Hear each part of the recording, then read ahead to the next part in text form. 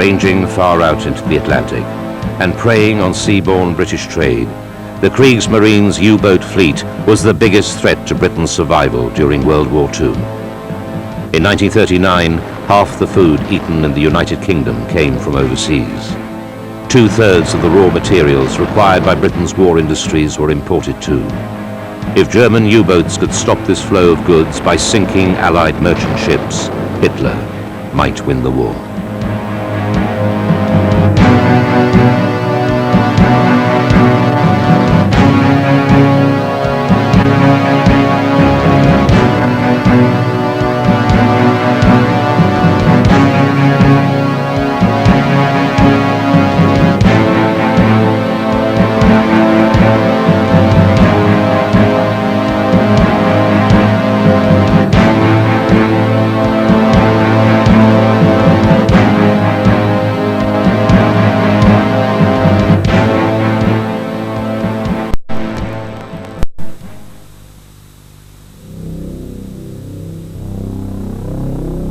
British survival in the early years of the war depended upon a steady flow of supplies being maintained by convoys plying between the New World and the Old.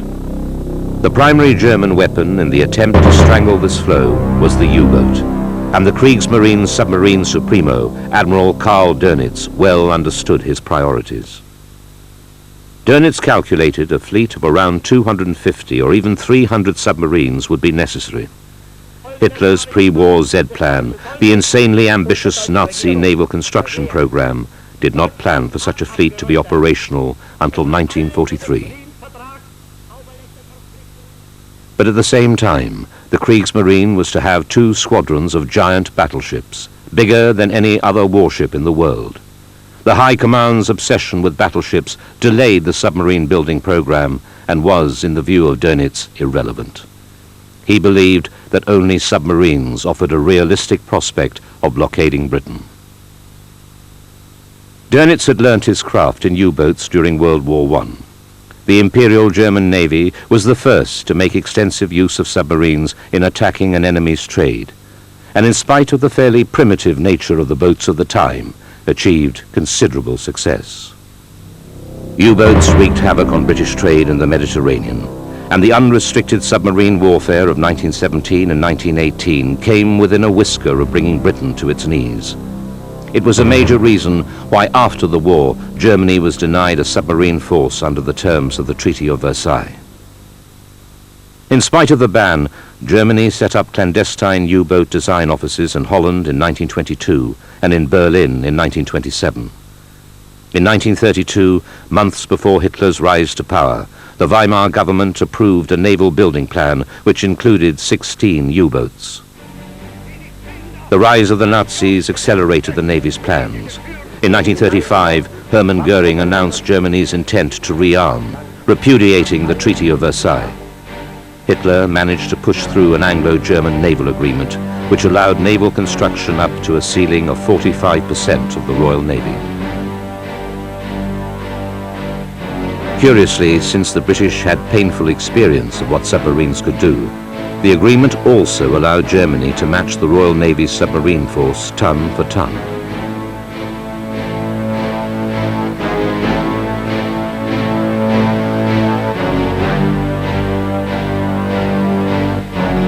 Dönitz was given command of Germany's first post-war submarine flotilla in 1935 and set about training a new U-boat fleet that could succeed where his generation had, by only a narrow margin, failed. Once in charge of the German submarine force, he was able to define the types of boat best suited to near and distant operations, as well as the number required to beat a fully organized convoy system. One requirement identified was that of a coastal submarine, and the Type 2 went quickly into production. Type 2 U-boats proved to be handy and maneuverable and could crash dive in 25 seconds.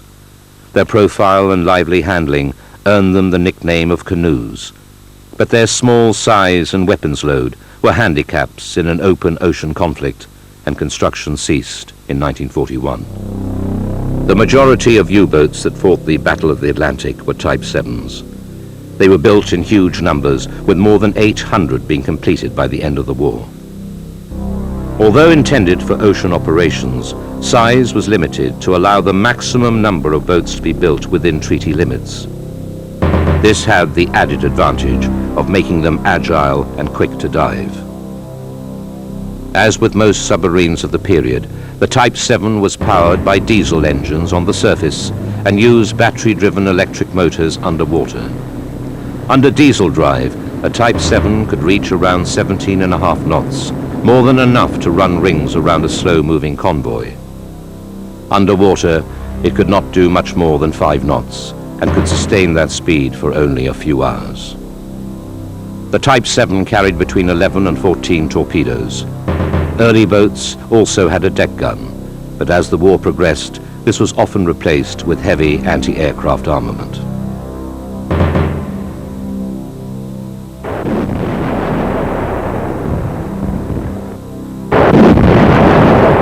The Type 9 class was designed for ocean warfare. Loosely based on the far smaller Type 2, it differed fundamentally in having a double hull. This increased useful internal volume by enabling fuel and ballast tanks to be sited externally. In turn, the extra hull improved survivability by cushioning the inner pressure hull from explosive shock and gave the boats greatly improved handling on the surface. Early Type 9s had enough range to operate in the southern hemisphere, mounting long patrols into the South Atlantic. Later versions with increased range could reach the Indian Ocean and even the Pacific without refueling. Habitability was improved for these long-duration operations, and the number of torpedoes carried at 22 was about 50% more than those of a Type 7. Some boats included a small single-seat towed gyrokite to increase their visual search radius. Even so, crews preferred the smaller boats, since they could crash dive more quickly and were more agile underwater. The big Type 9 took up to 40 seconds to submerge in an emergency, leaving it vulnerable to air attack for much longer. From the opening of hostilities, the Type 9s worked the western and southern Atlantic. Once the USA entered the war, Type 9s ravaged shipping sailing individually down the eastern seaboard of North America. When the US Navy set up a proper convoy system, the Type 9s moved down to the Caribbean and the Gulf of Mexico, where they wreaked havoc among the vital tanker traffic coming out of Texas and Venezuela.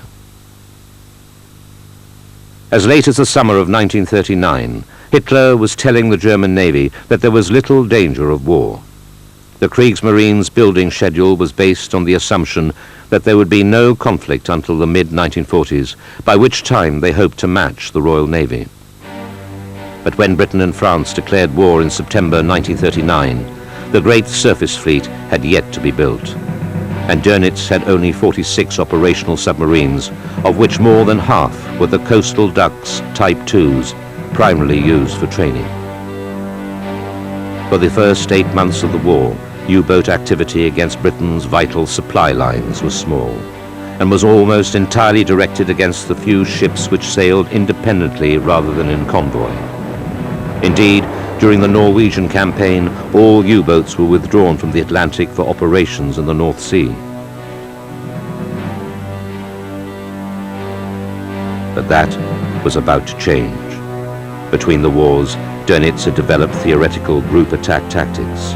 Once in control of Hitler's U-boats, he tested the concept of the wolf pack, coordinated strikes by groups of submarines far out into the ocean.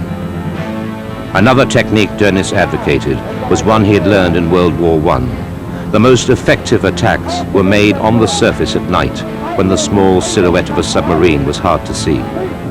In 1939, he published a book describing these methods. No one in Britain appears to have noticed.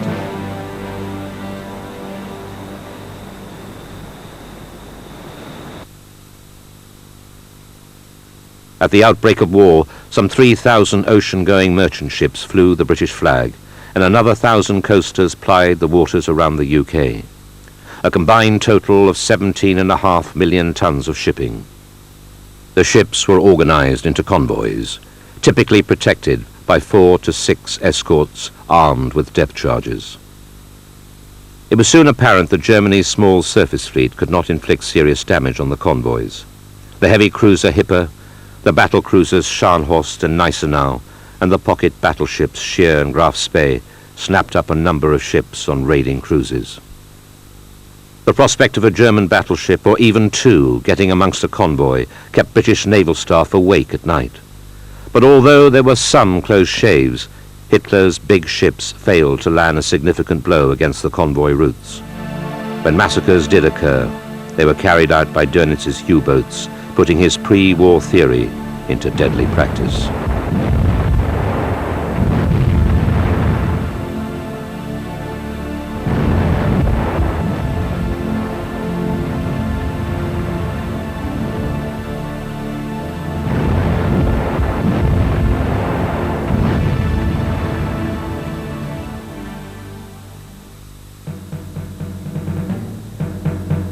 On the outbreak of war, Germany declared a war zone that first extended to 20 degrees west, about 800 kilometers west of Ireland.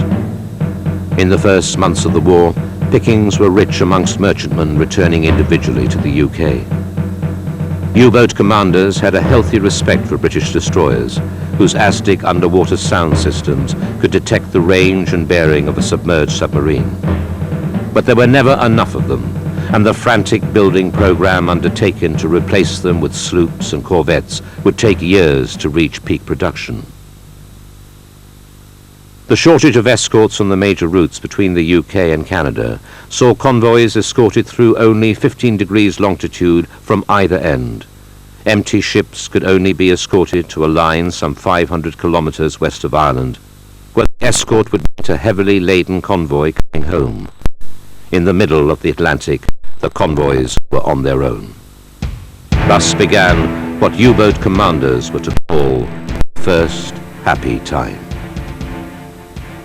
Early qualms about attacking liners were long gone. Merchant ships were escorted, armed, and given instructions to ram on opportunity. So the Kriegsmarine considered that an unrestricted attacking policy was legally justified. Admiral Dönitz warned that ships of any nation entering the war zone would be subject to attack, whether belligerent or neutral.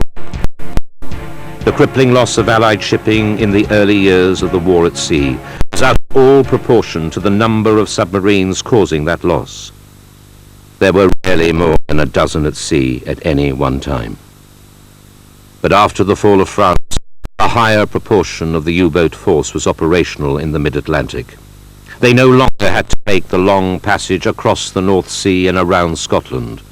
The boats were now based in vast reinforced concrete submarine pens on the Atlantic coast of France. From there, they could reach the waters more quickly and could stay on station longer. The shorter journey was without risk. To reach the shipping lanes, they had to cross the Bay of Biscay. Travel on the surface to get into action as quickly as possible, they ran the gauntlet of British long-range aircraft and were often compelled to submerge by day and hide. A bigger threat came from Berlin. Building programs were still skewed to large warships. U-boats, no matter how successful, were a lower priority. As a result, losses of U-boats exceeded commissioning, so that, as late as February 1941, only 22 boats were actually operational.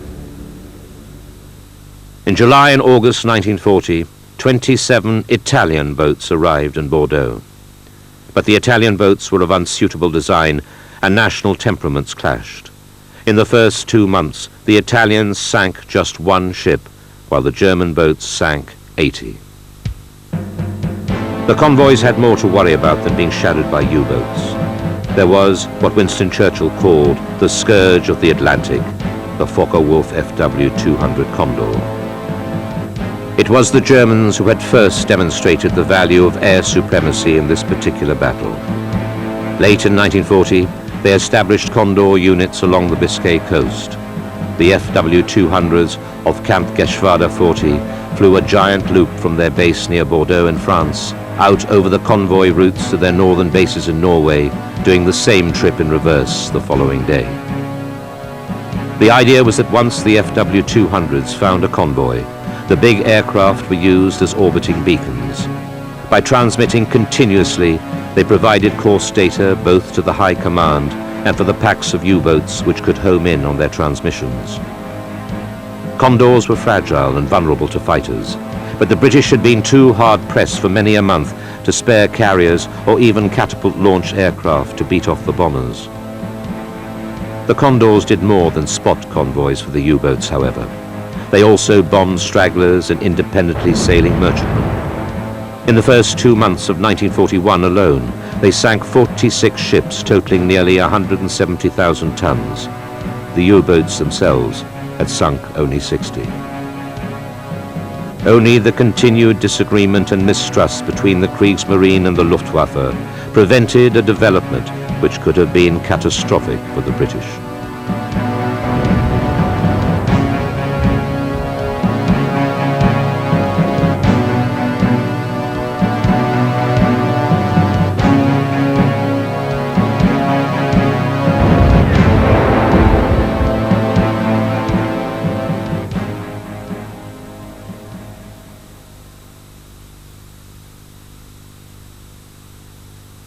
Once in the Atlantic, the hunt began. From his headquarters ashore, Dönitz exercised tight control over his U-boats. By radar action finding, aerial reconnaissance, and the cracking of certain British naval codes, Dönitz enjoyed some success at predicting the course of the convoys. Air bases in Canada, Iceland, and the British West Coast enabled RAF Coastal Command to maintain anti-submarine patrols at either end of the convoy's journey, but not in the middle. Once a convoy reached the Atlantic Gap, it was on its own. In an attempt to evade the marauding wolf packs, British convoys were routed as far north as possible as they crossed the Atlantic. Convoys also followed zigzag routes, radical changes of course in the night being designed to lose shadowing U-boats. Operational control of the U-boat fleet was maintained from Wilhelmshaven near Hamburg, though Dönitz also had a forward headquarters at Kurneval, overlooking Lorient on the coast of Brittany.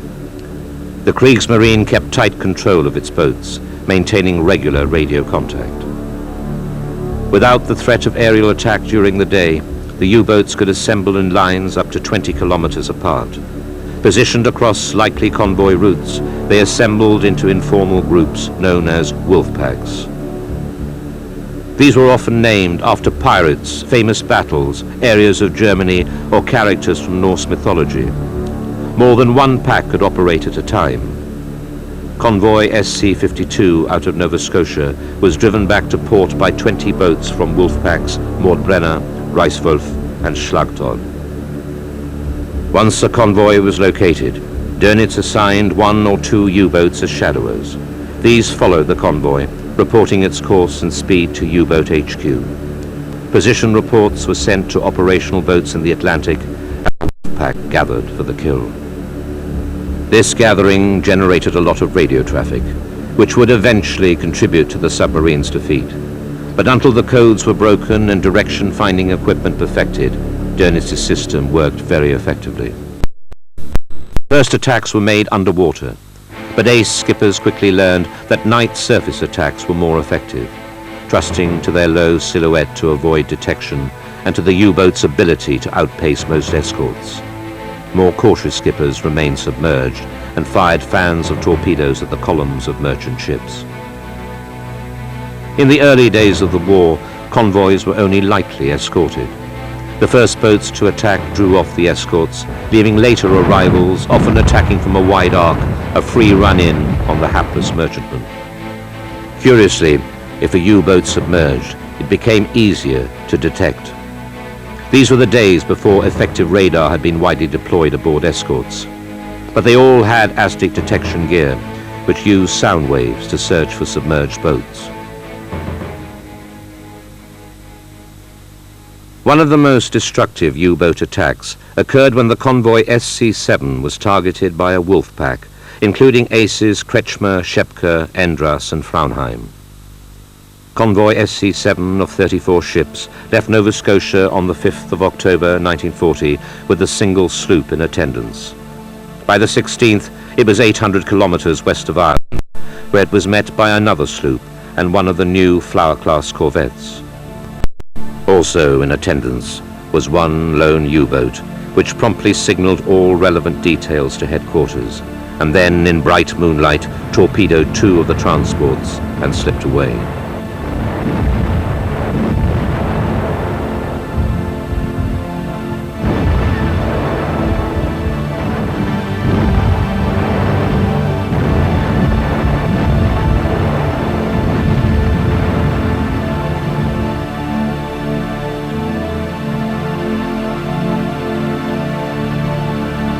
In their inexperience, the escorts stayed behind to pick up survivors. The convoys steamed on unescorted until the following evening, when another U-boat damaged a 3rd transport. By nightfall on the 18th of October, 2 sloops and a corvette were shepherding the remaining 31 ships. And just over the horizon was waiting a patrol line of 6 U-boats, whose commanders knew exactly where and when their quarry would arrive. They struck just after midnight, and a night of chaos and confusion followed. It was filled with death and destruction for the unfortunate convoy, and high excitement and triumph for the U-boat crews. All around, ships were burning, blowing up, sinking. Some settled slowly and tiredly, the frigid waters leaping higher and higher until the final lurch.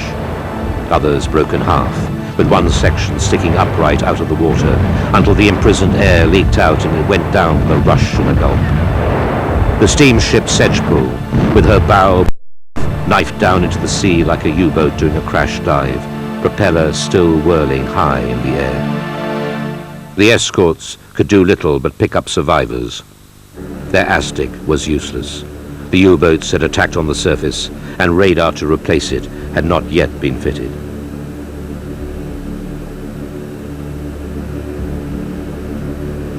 By morning, the convoy had disintegrated, and of the original 34 ships, only 12 reached port.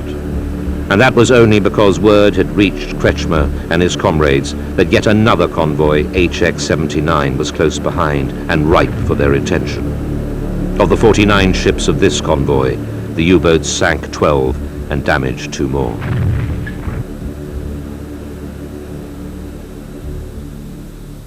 The aces were the new heroes of the Nazi pantheon. Young, aggressive skippers prepared to attack on the surface and close to point-blank range before firing their torpedoes. The top 3, Kretschmer, Luth and Top, sank 121 ships of nearly 700,000 tons between them. As with fighter pilots, it was the small number of aces who inflicted most of the damage. Ace status required a score of 50,000 tons, later increased to 100,000, and was recognized by the award of the Ritterkreuz, Knight's Cross. And as triumphant captains returned to port, white caps perched at a jaunty angle, their crews were awarded medals too, on the dockside by Dönitz in person. He would continue to greet his men as they made port, through the happy time and into the grim months of 1943, when U-boat losses soared to unsustainable levels. Dönitz was an inspiration to the U-boat men, his praise desired, his anger dreaded. But it was not all one-sided. If a U-boat was detected, a deadly game of cat and mouse would follow, in which the submarine, with its low underwater speed and limited submerged range, was at a distinct disadvantage. The crew listened as the ping of enemy sonar echoed around them. If full speed on the electric motors and rapid alterations in course failed to shake the pursuer, they could try to escape by stealth, but all too often the U-boat men would hear the awful express-strain sound of a destroyer passing overhead to drop depth charges. The thunderous detonations of the explosive devices reverberated through the submarine. A near miss would smash dials, crack open valves, and plunge the boat into darkness. Bold skippers would take the boat down through the pre-war safety depth of 50 meters, the hull creaking as the pressure increased, down to and even beyond the normal maximum permissible depth of 150 meters. To escape from a particularly accurate depth-charging attack in 1939, the famous ace Otto Kretschmer dived U-99 beyond 210 meters. His gamble paid off because early war British depth charges had a maximum depth setting of 150 meters. If the U-boat men were lucky, the escorts would lose contact, or be compelled to abandon the attack and rush to head off an attack on another part of the convoy, and the submarine could slink away. The effect of such an attack was often to leave the U-boat a long way astern of the convoy. As long as the boat was not too seriously damaged, it would creep up to periscope depth after an hour or two. Catching the convoy again would be impossible while submerged, so captains would bring their boats back to the surface as soon as possible. There, they could use the U-boat's superior surface speed to regain contact, ready to renew the attack the following night. Once out of torpedoes, a U-boat commander would often be instructed to continue to shadow the convoy. His task was to send position reports for the benefit of fresher boats arriving on the scene before receiving the order to return. Early in the war, boats spent a good proportion of their time on the surface. However, the biggest danger to any U-boat was that of surprise attack from the air, and as the war progressed, more and more commanders would submerge by day when in range of Allied air bases. Even so, many were caught by surprise. A well-trained crew could submerge a Type 7 boat in 20 seconds, the bridge lookouts hurling themselves down the ladder. Minor injuries were frequent, and terrible mistakes sometimes occurred. The first watch officer of U-451 accidentally left on the bridge when the boat crash dived to escape a British aircraft, was rescued by a British warship. The submarine and the rest of the crew were never seen again. If North Atlantic storms and the attentions of Allied destroyers were not problems enough, there was also the fact that life aboard a U-boat was hard at the best of times. The boat was packed with weapons, engines, batteries, equipment and supplies, and there was little room for the crew, who could be at sea for up to 60 days. The bow compartment was home to 24 men, who had to share it with the torpedoes. At least half were on duty at any one time, and they took turns to sleep in collapsible bunks or hammocks. There was no privacy, nor were there any real washing facilities, so the atmosphere reeked of body odors, motor oil, and stale food. The captain, his 3 officers, and 5 senior petty officers shared the next compartment aft. The captain's bunk was on the port side. The other side of the central passageway were the radio and sonar rooms. The officers' compartment also housed the toilet, shared by the whole crew. There was another near the galley, but this was invariably used to store provisions. The 6-meter-long control room was aft of the officers' compartment. In the middle was a cylindrical tube with a ladder inside, leading up into the cramped conning tower which housed a duplicate helm station, engine telegraph, and the attack periscope. The conning tower opened out to the bridge, where 4 lookouts were posted when the boat was on the surface. Each man was responsible for one 90-degree segment of the horizon, peering through Zeiss binoculars. The safety of the boat depended on their vigilance. There was no radar aboard. Abaft the control room was a compartment with 8 bunks for the petty officers, lockers for the crew's personal possessions and the boat's galley, a 3-ring electric hob, 2 little ovens, and a tiny sink. Next came the engine room. A narrow passageway running between the 2 diesel engines led to the electric motor compartment. An air pipe ran from the engines up to the top of the bridge structure, keeping the engine's air intake as far above sea level as possible. The diesels propelled the boat on the surface and charged the electric batteries that powered it underwater. The batteries themselves were housed beneath the deck. The Type 7 had no air conditioning or proper heating. On patrols to the Caribbean, the temperature inside often reached 35 degrees centigrade. By contrast, boats operating off the US East Coast in January 1942 recorded internal temperatures down to 1 degree centigrade day after day. Throughout 1940, U-boats were being lost faster than they could be produced, and by January 1941, there were just 22 boats operational, fewer than the number available in September 1939. Even so, from July 1940 until the worsening winter weather and more numerous escort vessels began to have effect, the U-boats were devastating. They sank 520 ships, totaling 2.4 million tons by December 1940. They would have sunk considerably more, but German torpedoes were not reliable and would not become so until late 1941. By the end of 1940, the picture looked very bleak for the Allies. Convoy losses had reached such proportions that defeat through starvation threatened Britain. Throughout 1941, the massacre of Allied merchant shipping continued. The genuine fears of the British government and the Royal Navy, the universal impact of rationing and horror stories like the destruction of convoy SC-7 created an enduring impression. But the picture is misleading. For every convoy decimated in this way, many others reached Britain without serious loss. By December 1941, the British had sailed some 900 convoys, and of 12,000 inbound ships, the U-boats had sunk less than 300. And by this time, the best of the pre-war trained U-boat men were at the bottom of the Atlantic in the shattered hulls of their iron coffins. Few aces enjoyed their glory for long. Preen and Schepke had been killed, and Kretschmer had been captured.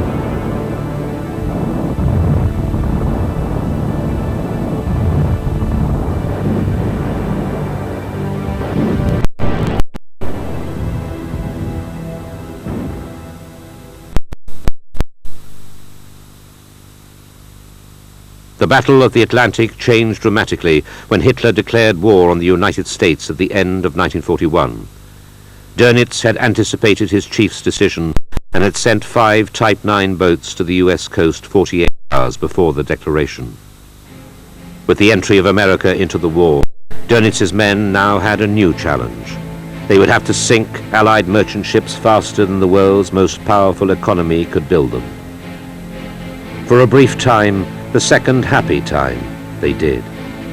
Slow American reactions to the U-boat threat left merchantmen sailing individually without escort, and until a proper convoy system was established, the U-boats ravaged trade along America's eastern seaboard. But even with the staggering loss of merchant ships, the tide was slowly beginning to turn against the U-boats. Although it wasn't immediately apparent, the second happy time was coming to an end. What the convoys needed was better protection, improved defensive tactics, and better sub-detection equipment. Fortunately, the measures had been taken just in time. Already by 1941, the danger of German invasion passed, fast escorts could be released from British home waters, while smaller escort vessels the slips at an increasing rate. Most significant of all, British scientists had made a major breakthrough. A practical and effective airborne radar which would allow surface U-boats to be detected day or night, whatever the weather. Despite some notable setbacks, convoys still managed to cross with little incident. Close cover now became possible for the whole crossing, not least because of the crucial expansion of the Royal Canadian Navy.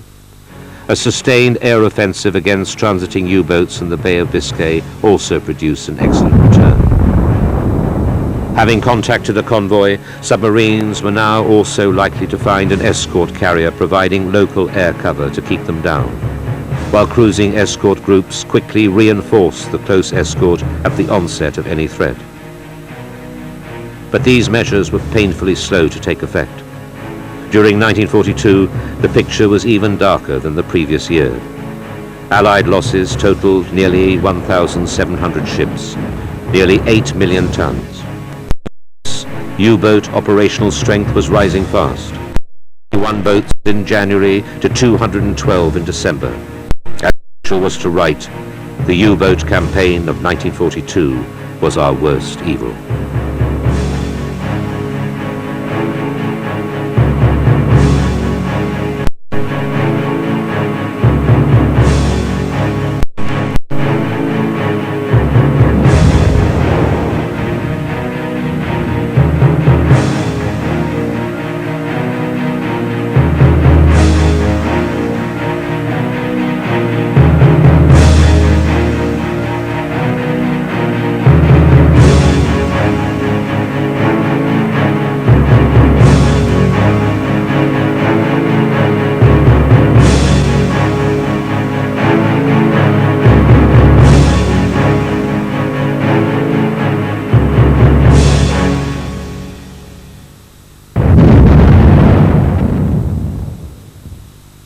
The climax of the campaign came in March 1943. The Allies lost more than 500,000 tons of shipping in that month alone.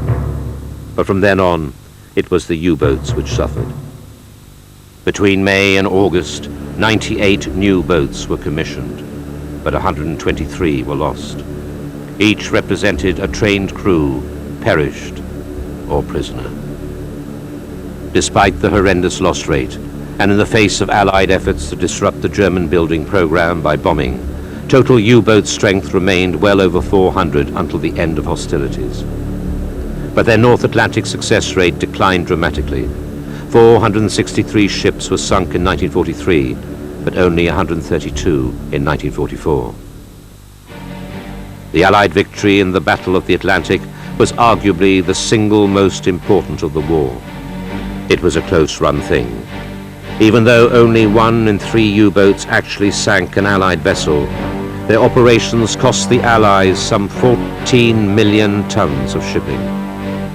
U-boats also accounted for 158 British ships and 27 from the US Navy. But whatever losses the Allies suffered, the U-boats suffered more. New submarines armed with new weapons had arrived, but they were too little, too late to make a difference. The professional submariners who had brought Britain to the brink of ruin early in the war were nearly all dead, along with their crews. Their successors, less highly trained, less experienced, and facing far more capable Allied defenses, stood little chance of affecting the outcome of the war. Yet still they went to sea. Even though they returned to base in smaller and smaller numbers, they continued to fight hard for a bad cause. According to one British officer who witnessed the surrender of the U-boats in 1945, there were 3 kinds of U-boat officers at the end of the war. There were a lot of the young ex-Hitler youth super-Nazis, aged 22 and 23, who were perfectly bloody. There were the slightly older pre-war Kriegsmarine men, very correct, almost Prussian in their demeanor, but who were not very forthcoming. Then there were the reservists, ex-merchant seamen who had knocked about a bit, who were quite pleasant. Whatever their background, morale remained high. They certainly didn't feel defeated. I think that these men manning the new advanced U-boats would have given us the most awful headaches if the war had continued. Being a U-boat crewman was without doubt the most dangerous occupation of the war. More than 1,100 boats were built between 1935 and 1945, of which 863 sailed on operational patrols. No fewer than 754 were lost in action. 27,000 U-boat crewmen died, with a further 5,000 being taken prisoner. This frightening casualty rate of 85% was far and away the highest in any theater of the conflict. Even people who were sent to concentration camps had a better chance of survival than these doomed warriors of the Reich. And what was their sacrifice for? Ultimately, for nothing. But there was a time when the U-boat crews could have won the war for Hitler. Writing after the war, Churchill claimed that the only thing that had really worried him through 6 years of fighting was the U-boat threat.